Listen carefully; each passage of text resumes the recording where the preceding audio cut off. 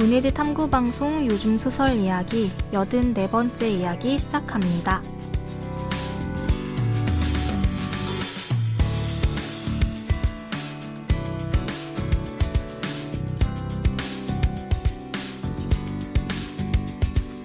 안녕하세요. 저는 KBS 일라디오에서 라디오 프로그램 제작하고 있는 이주영입니다.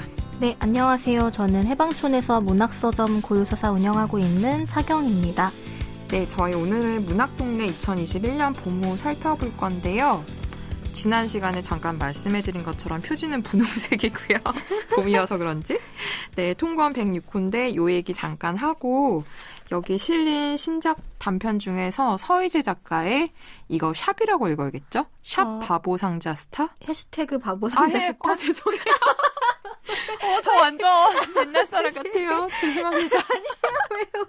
정말 20대 독자분들 죄송하고요. 해시태그 바보상자 스타를 소개할게요.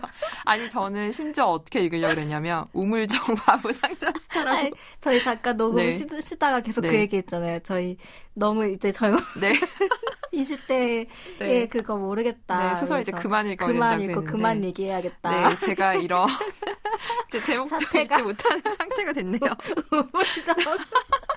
그냥 저희가 진짜 변명을 하자면 저희가 라디오에서 그 문자 샵 9730 짧은 건 50원, 긴 건 100원 하다가 근데 그 전에 심지어 우물정이라고 했다가 저도 그 기억나요. 그 약간 나이 있으신 분들 듣는 프로그램에서는 우물정 누르시고 이렇게 얘기하시죠. 네. 그래서 우물정 너무 심하다. 샵으로 바꾸자 했는데 해시태그로 바꾼지 모르고 이렇게 했네요. 서희재 작가님 죄송합니다. 네, 어쨌든 소개를 이따가 하도록 하고요. 운동 봄호부터 먼저 볼게요. 이거 딱 보시면은 첫 표지에 특집으로 박완서화다라고 있어요. 네. 박완서 작가님 올해 10주기, 탈퇴 10주기셔서 이 특집이 실렸는데 이미상, 이혜령, 조은, 강하길 작가분도 있고 평론가분도 있는데 이분들이 박완서 작가에 대해서 작품에 대한 리뷰도 있고요. 어쨌든 제목이 박완서화 나니까 어떤 개인적인 좀 경험이나 그런 연결 지점을 잡아서 이야기한 특집이 마련돼 있고요. 주민 코너에서는 시인 임승유 시인이랑 김보영 소설가에 대한 이야기 나와 있고 저는 크로스 아직 읽어보진 못했는데 김혜진 작가와 최현숙 구슬 작업하시는 작가님 이 두 분이 이야기를 나눴더라고요. 이분들의 이야기를 도시사회학자 소준철 교수와 같이 이제 세 분이서 이야기한 코너가 있어요. 도시 빈곤, 퀴어 노동 등등에 대해서 이야기한 부분이 있어서 아마 두 분의 팬들이 많으실 것 같은데 두 작가분들 관심 있으신 분들 읽어보시면 좋을 것 같고요. 젊은 작가상 이야기도 있어요. 이번에 다들 너무 잘 아시겠지만 김멜라, 김지연, 김혜진, 박서련, 서희재, 전하영, 한정현 소설가 수상을 했는데 전하영 작가 대상 수상자인 전하영 작가 인터뷰도 들어가 있고 전하영 작가 개인의 이제 이야기도 좀 들어가 있어서 작가님 좋아하시는 분들 읽어보시면 좋을 것 같고 창작란은 시 같은 경우에는 김기택, 김민정, 김언희, 성다영, 신동옥, 안도현, 오은, 이서하, 장미도, 황인숙 시인 신작시 실렸고 박솔매, 서희재, 송지현, 윤고은 작가의 신작 소설도 실려 있습니다.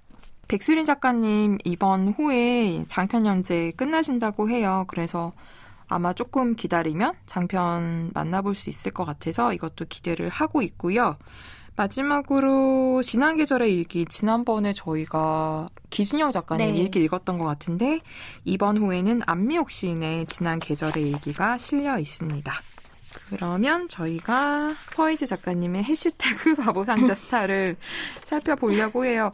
그리고 다음 주에는 저희가 박솔매 작가 신작 할 예정이고요. 먼저 서희재 작가님 작품부터 만나보겠습니다.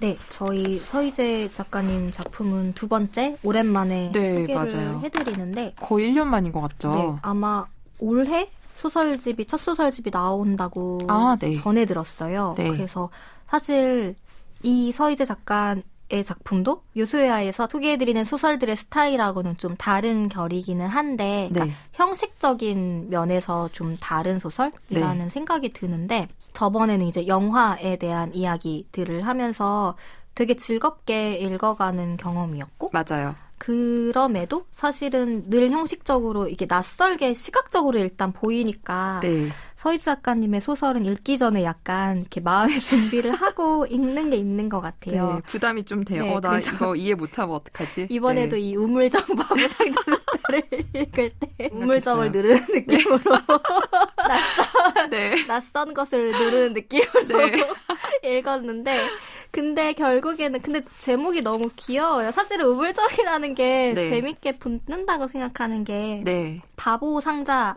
그러니까 텔레비전과 네, 네. 스타라는 말 자체가 옛날 맞아요. 표현이잖아요. 맞아요. 그래서 그거를 또 앞에 이제 해시태그를 붙여놓은 것도 재밌었고 네. 결국 단편적으로 정말 얘기하면은 이거는 스타가 여기선 우주나 네. 별에 대한 이야기도 되니까 행성 뭐 그래서 이 소설은 교차하는데 저는 이 코드가 네. 사실은 뭔지는 모르겠어요. 저도요. 검색을 해볼까 하다가 네. 안 해봤는데 네. 이 그 2020 C3 네. 이런 거요? 예, 연도 네. 같은 느낌의 앞에 숫자가 있고 그리고 맞아요. 뒤에 알파벳과 숫자로 조합된 코드로 이 소설이 분절이 돼요. 맞아요. 그리고 매번 교차하는 건 아닌데 우주 탐사의 역사와 그리고 현재의 이제 이 소설의 화자인 사람의 이야기가 네. 교차하는 식으로 이야기가 전개가 되거든요. 네.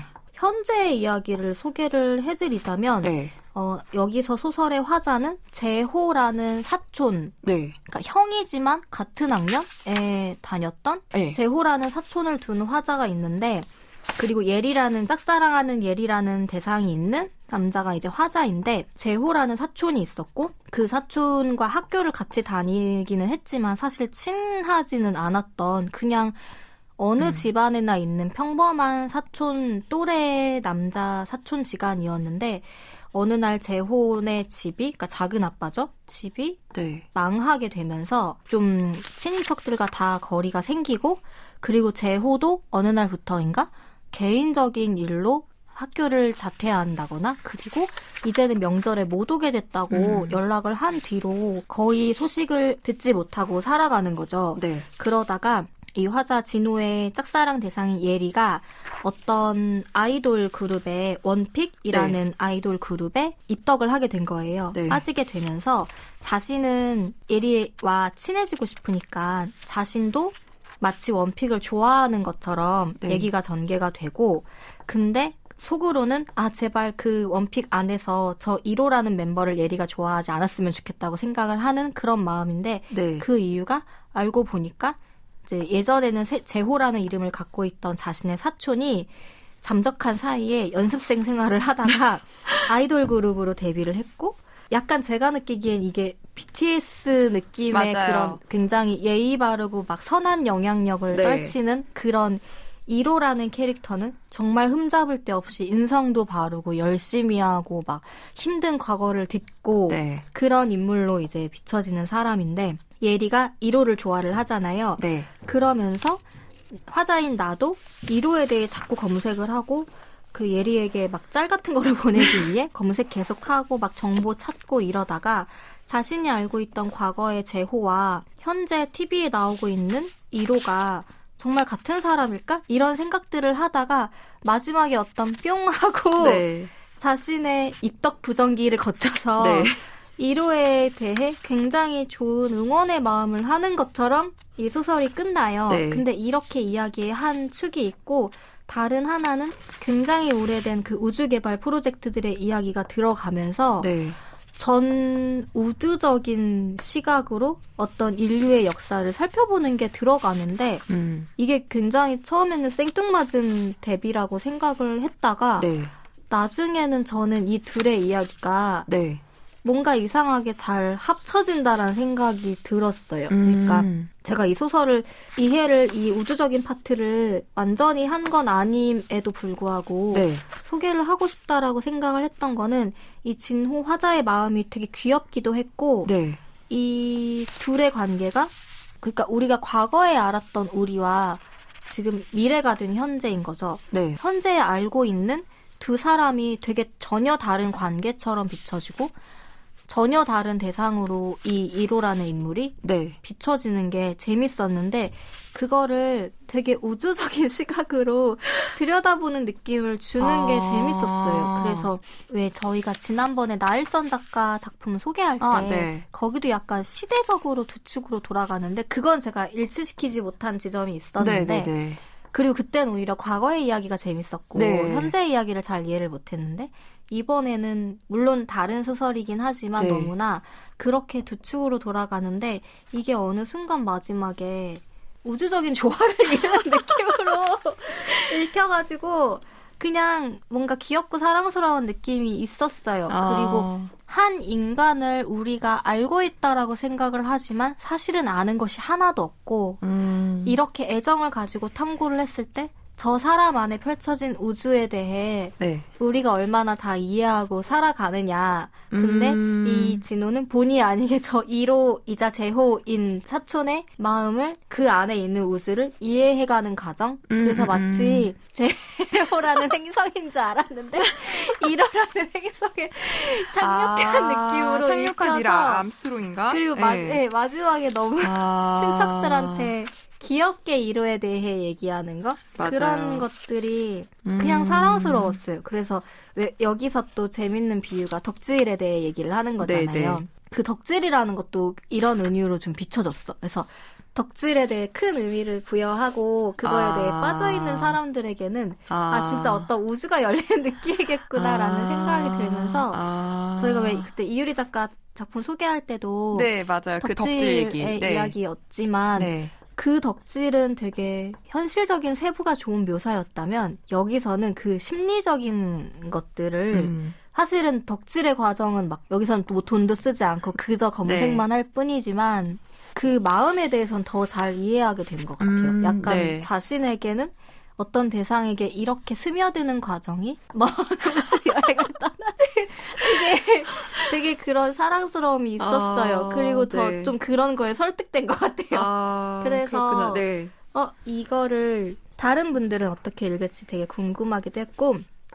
재치 있다라고 생각을 했어요. 막 여기에 들어가는 1호가 나중에 막 그 커버하는 서태지와 아이들의 그 노래 같은 것들이 맞아요. 들어가거든요. 네. 근데 그런 것들도 되게 힘주지 않았는데 재치 있게 잘 쓰였던 그리고 왜 예능을 보지 않아도 그 아이돌들의 체육대회, 육상대회 이런 프로그램들의 장면들도 들어가는데 맞아요. 그거를 응원할 때의 마음이라던가 그런 장면 그게 어떤 걸 상징하는지 알잖아요. 왜 대중들에게 그 체육 육상대회를 굳이 보여주는 느낌이 무엇인지 알겠고 넷플릭스 다큐멘터리 얘기도 나오면서 그런 것들을 되게 잘 스며들게 만들었다? 그러니까 그 덕질에 대해 잘 모르고 어떤 세계인지 모르는 사람들도 한때 내가 품었던 팬심에 대해서 좀 공감하게 만드는 게 있었고 설득되게 만드는 게 있었고 되게 생뚱맞은 우주 이야기를 갖다 붙이는데 그런 큰 그리고 약간 여기서는 어릴 때 알고 있던 친인척 그리고 심지어 남자라는 사람 그리고 여기에 또 Y2K 이야기도 들어가면서 그러니까 밴드 Y2K와 실제 2000년 Y2K의 이야기가 들어가면서 뭐 재근과 재호라는 이런 이름의 유사성이라던가 이런 것들이 그냥 저는 이음새가 잘 안 느껴지는 면으로 재치가 있게 읽혔어요. 그래서 처음에는 좀 어렵게 읽겠는데 라고 생각을 했다. 긴장하고 읽다가 나중에는 너무 막 마음으로는 되게 설득이 되어버리는 느낌이라서 재밌었어요. 그래서 진짜 그런 과거에 저한테 막 덕질까지는 아니지만 품었던 그런 팬심이라던가 그리고 그러니까 저 최근에 막 가족여행 갔다 온 그런 얘기도 사실은 가서도 느낀 게 가족에 대해 늘 알고 있다고 생각하지만 전혀 모르는 게 너무 많잖아요. 근데 이거는 노력이 필요한 부분인데 그걸 하지 않는 거? 그런 것들이 여기서 뭔가 이런 우주나 행성, 태양 막 이런 거 얘기가 그런 은유로 비춰져서 저한테는 그런 것들이 좀 다 끝에 가서는 설득되는 느낌이 좋았던 것 같아요. 진짜 좀 독특하긴 해요. 아까 지식조합형이라고 해야 되나? 저희가 약간 그렇게 부르는 그런 소설 같기도 했고 처음엔 왜냐 우주에 대한 얘기가 이렇게 나오면은 보통 그런 소설인가 했는데 전혀 또 그런 소설은 아니고 그러니까 아까 말씀하신 대로 어떤 사촌 형이었던 어떤 인물의 입덕을 네. 해가는 그 과정이 하나 펼쳐지고 또 하나 우주애가 펼쳐지는데 와 진짜 이렇게 그냥 엮기도 쉽지 않겠다라는 이것도 정말 대단한 솜씨라는 저도 생각이 좀 들었었어요.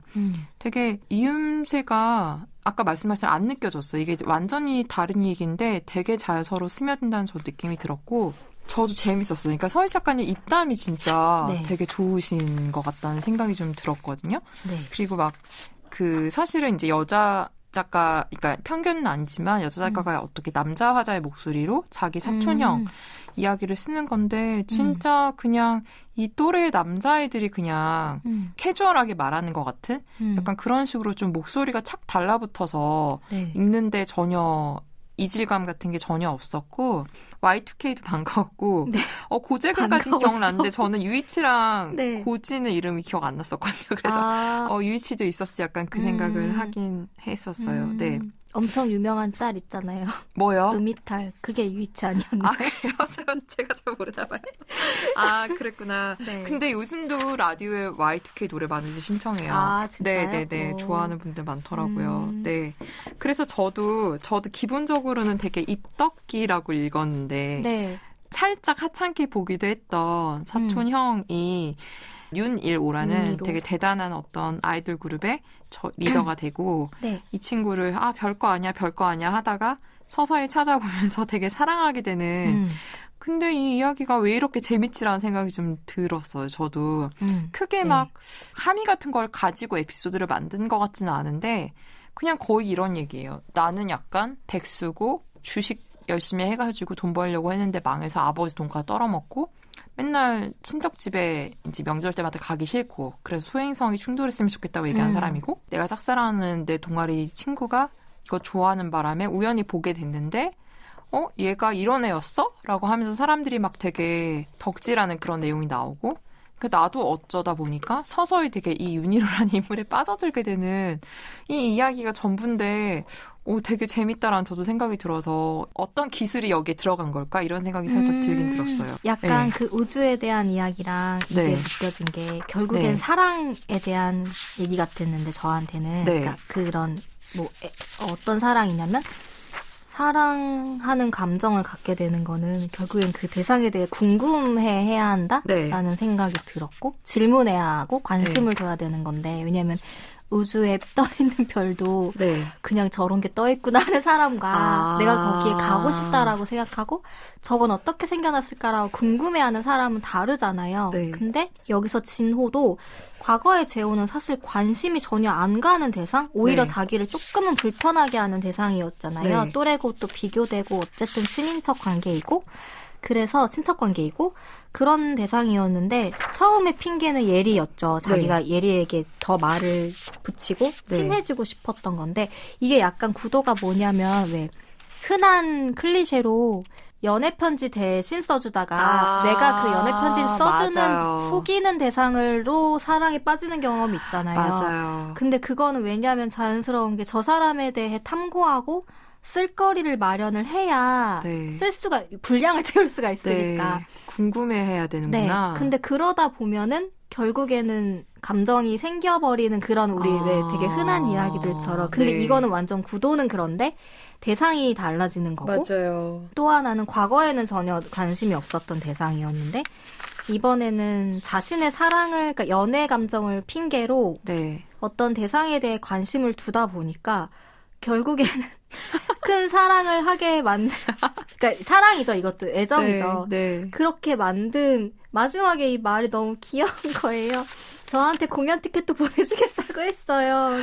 하면서 이제 월드 투어 갑자기 엄청 막 친하고 내적으로 막 완성이 된 관계. 네, 근데 네. 그것도 심지어 왜였냐면은 자신이 항상 일방적으로 1호에 대해 검색하는 입장이었고 문자에 답을 하지 않았는데 근데 어느 날 한 계절 정도가 흐르고 다른 명절이 됐을 때 너 고잭은 좋아했었지? Y2K? 내가 그거 기억하고 있어 하면서 티켓 보내줄게 이번에 같이 뭐 할 건데 이렇게 얘기를 하잖아요. 네네네. 근데 그 순간 뿅 하고 네. 재호도 나를 기억하고 있었어 라고 되면서 그 애정의 일방적이라고 생각했던 것에 그쵸. 관심이 내적 친밀도가 엄청 높아졌어요. 그리고 그러면서 갑자기 엄청 이렇게 얘기하고 있겠지만 폭발이 일어나는 그쵸. 것처럼 네네네. 사랑을 하게 되는 순간인 거잖아요. 네. 그리고 여기서 계속 얘기하는 어느 행성에 누가 어떻게 도착을 했고 그거에 네. 실패했고 막 이런 라이카 얘기도 나오고 막 이런 과정들 그러니까 끈질기게 가 닿으려고 노력했던 인류가 근데 행성이 그걸 거부했는데 어느 순간 제우라는 행성에 계속 오착륙을 하다가 어떡해. 결국에는 성공해버린 네. 이야기로 느껴지면서 저 너무 웃긴데 딴 얘긴데 네네. 저 사실은 이거 녹음하러 왔을 때 네. 여기가 어쨌든 방송국인데 제가 연예인을 만날 일은 없잖아요. 네네네. 시간대도 그렇고. 네. 근데 그 앞 입구에서 출입증 받으려고 서 있다가 그 신화의 전진 씨를 봤어요. 오, 네. 근데 못 볼 수가 없는 게 굉장히 화려한 형광색 티를 입고 있었거든요. 네. 그리고 뭐 이분도 출입증을 바꿔야 되는지 모르겠는데 아무튼 줄에 같이 서 있었는데 네. 신화창조셨어요, 옛날에? 저 신화창조였고 그리고 저 10주년 콘서트도 갔어요. 성인 돼서도. 근데 약간 그때 마음이 10주년 콘서트 보고 이제 됐다 이런 마음이었거든요. 이제 여기까지다. 왜냐면 이제 너무 성인이 된 다음이었고 그리고 왜 10주년 콘서트 다음에 이렇게 길게 계속 활동할 줄 몰랐고 근데 왜 그때 마음 10대 때는 정말 콘서트 가면 막 울면서 보고 이런 친구들이 있잖아요. 네. 그리고 굉장히 죄송하지만 전진 씨의 팬은 아니었어요. 네. 근데 그럼에도 불구하고 나에게는 정말 가 닿을 수 없는 사람이었는데 네. 너무 바로 뒤에 있었는데 제가 그냥 이렇게 보고 바로 고개를 돌리고 이제 들어오면서 그 생각이 드는 거예요. 네. 되게 옛날엔 나에게 엄청 멀리 있는 대상이었고 그런 여기서의 마음에 멀리 있는 행성이었는데 이제는 관심이 없고 관심이 없다기보다는 탐구하지 않고 네.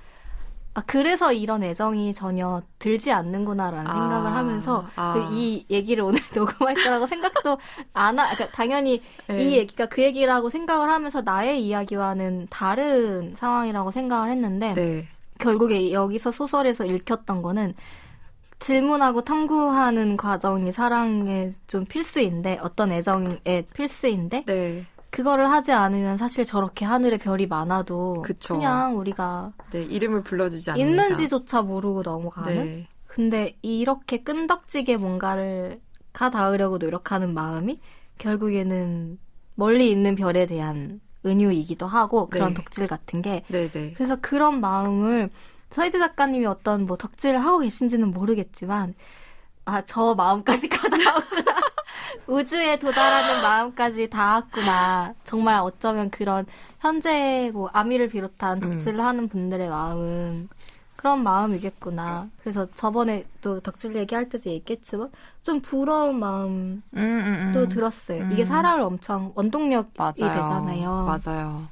그래서 되게 설정 자체도 재밌었던 것 같아요. 사촌형 거의 막 옛날에 막 작은아버지랑 연 끊고 그 둘은 이혼하고 사촌형은 자퇴했는데 갑자기 막 엄청난 스타가 됐다는 그것도 되게 웃기고 또 하나는 그러니까 정말 이 형식미를 되게 잘 쓰는 것 같아요. 형식적인 것들을. 네. 그러니까 예를 들면 그 넷플릭스에서 내 같지만 콘텐츠 목록을 네. 이제 보여주면서 이거를 삭제하려고 하는 약간 그 장면을 보여주는데 이걸 나는 그냥 삭제하려고 했다가 아니라 내 같지만 콘텐츠에서 삭제라는 그런 약간 문구를 써놓고 옆에는 체크 표시 그다음에 밑에는 마우스 표시를 해놨어요. 약간 이런 식으로 진짜 어떤 화면 자체를 옮겨놓는 식의 그런 식의 좀 장치가 되게 많고 또 요즘에 요즘 세대를 좀 반영하는 디테일이 되게 좋다고 생각이 들었던 게 내가 짝사랑하는 예리랑 어떻게든 좀 가까워지고 싶은데 예리가 하도 이제 원픽에 빠진 바람에 가까워질 수가 없어서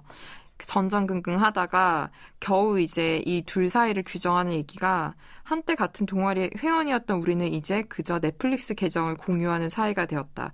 그것이라도 공유하지 않으면 우리 사이에는 더 이상 공유할 것이 없었다. 너무 확 공감이 되는 거예요.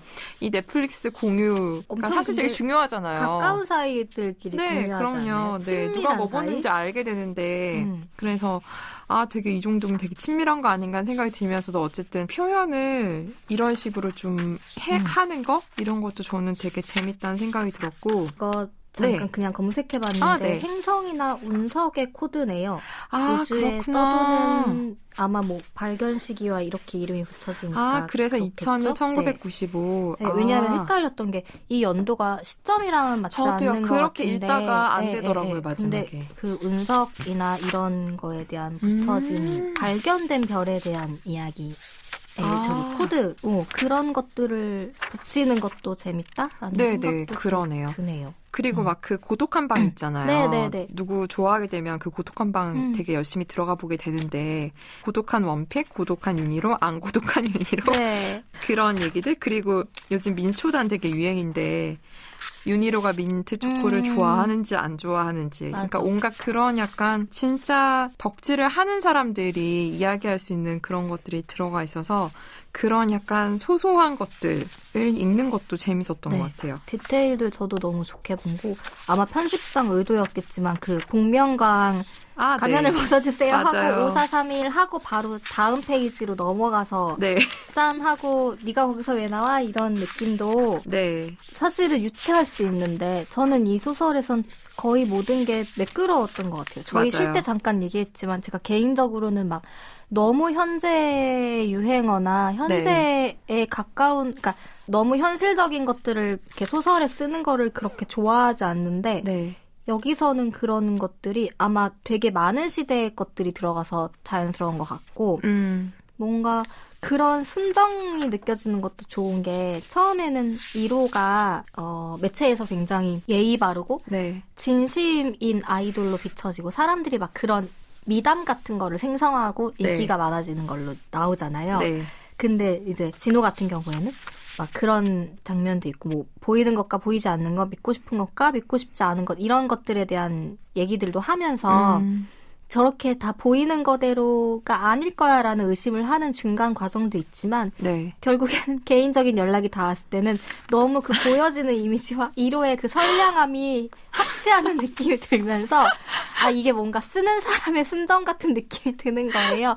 보이는 그대로일 수 있어. 약간 이런 마음이 느껴지면서 그런 것도 되게 귀여웠어요. 사실은 소설을 읽으면서는 결국엔 이게 1호가 아니라 제호에 가까운 뭐가 만약에 연락했는데 막 우리가 망했을 때 도와주지도 않아 놓고 막 이런 원망을 한다거나 이제 잘 되니까 이런 만약에 그런 게 들어갔다면은 현실의 제호와 화면의 1호는 다르구나라고 좀 뻔하게 갔을 수도 있는데 앞에 왜 Y2K 얘기가 이렇게 나올까? 그리고 심지어는 저는 그 나머지 두 멤버가 더 유명하고 인기가 많았다고 기억하고 있는데 유이치랑 근데 고재근을 이제 언급을 한 이유가 뭘까 했는데 정말 그런 이름 언어적인 유사성이라던가 그런 것들이 다 뒤에서 만나면서 이게 마치 그 Y2K 시절 2000년에 예정된 것처럼 느껴지는 궤도가 거기서부터 흘러가는 것처럼 느껴지는 그런 것들이 재밌었어요. 그리고 막 중간에 그런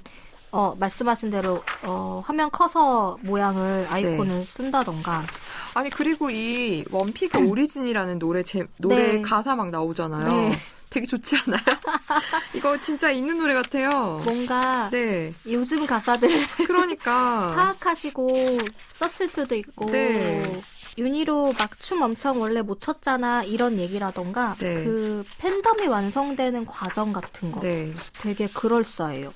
그리고 이 윤희로 서사를 만들어내는 거 대단한 것 같지 않아요? 정말 현실적인 탐구를 많이 해야 만들 수 있는 그런 것들이어서 그런 것들이 되게 탁월하다라는 생각을 많이 한 것 같아요. 그리고 저는 솔직히 다른 소설이었으면 예리라는 캐릭터가 이렇게 쓰이는 거에 대해 좀 아쉽다라고 생각했는데 근데 여기선 너무 그냥 딱 적절하게 등장을 한 느낌이라 좀 그런 것도 신기했어요. 보통 같으면 좀 아쉽다고 생각을 했을 수도 있는데 그러니까 약간 쓰이는 느낌이어가지고 근데 그냥 이것도 그냥 어떤 뭐 운석으로 치면은 적절하게 궤도에 들어왔다 빠져나가는 느낌이어서 어떤 가교 역할을 해주는 그리고 자기가 좀 치고 빠질 때를 아는 느낌이어서 마지막엔 거의 예리가 중간에 사라지고 둘만 사라지죠. 연결이 되잖아요.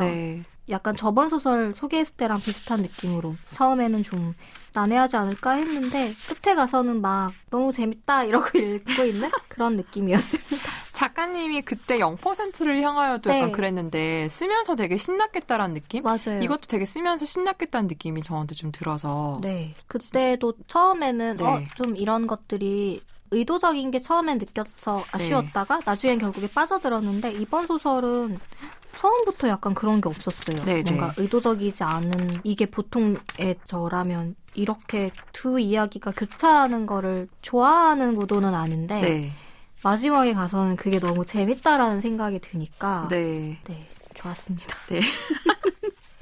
원픽 신곡 나왔으면 좋겠네요. 나중에 어딘가에 다시 등장하는? 네, 이렇게 서희재 단편소설 해시태그 바보상자 스타에 대해 이야기 나눠봤습니다. 문예지 탐구방송 요즘 소설 이야기. 다음 시간에는 문학동네 2021년 봄호에 실린 박솔매 작가 신작 단편 이야기해볼 거고요. 서희재 단편소설 해시태그 바보상자 스타의 일부를 경희님의 낭독으로 들으시면서 저희는 다음 시간에 인사드리겠습니다. 들어주셔서 고맙습니다.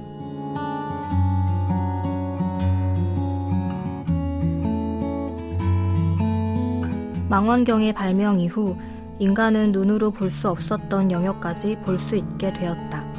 갈릴레오 갈릴레이의 굴절 망원경부터 관측대의 후커 망원경까지 망원경을 통한 천체 관측 기술은 오랜 시간 동안 지속적으로 발전하였고 지구 상공으로 망원경을 쏘아올리는 수준에 이르렀다. 1990년 우주왕복선 디스커버리호에 실려 쏘아올려진 허블 우주 망원경은 수십 년이 지난 지금까지도 지구 궤도를 선회하며 여전히 우주를 관측하고 있다. 나는 종종 유튜브로 허블 우주 망원경이 촬영한 사진을 보았다. 사진과 사진은 이어져 영상으로, 그 영상을 보다 보면 이것이 진짜인지 가짜인지 실제로 촬영한 사진인지 컴퓨터 그래픽인지 알 수 없게 되어버렸다. 그것은 실시간으로 벌어지는 광경처럼 내 눈앞에 생생하게 펼쳐졌다. 가까이에 있는 별부터 우리 은하 너머에 있는 별들까지 더 멀리 볼수록 더 오래된 과거를 볼 수 있었다.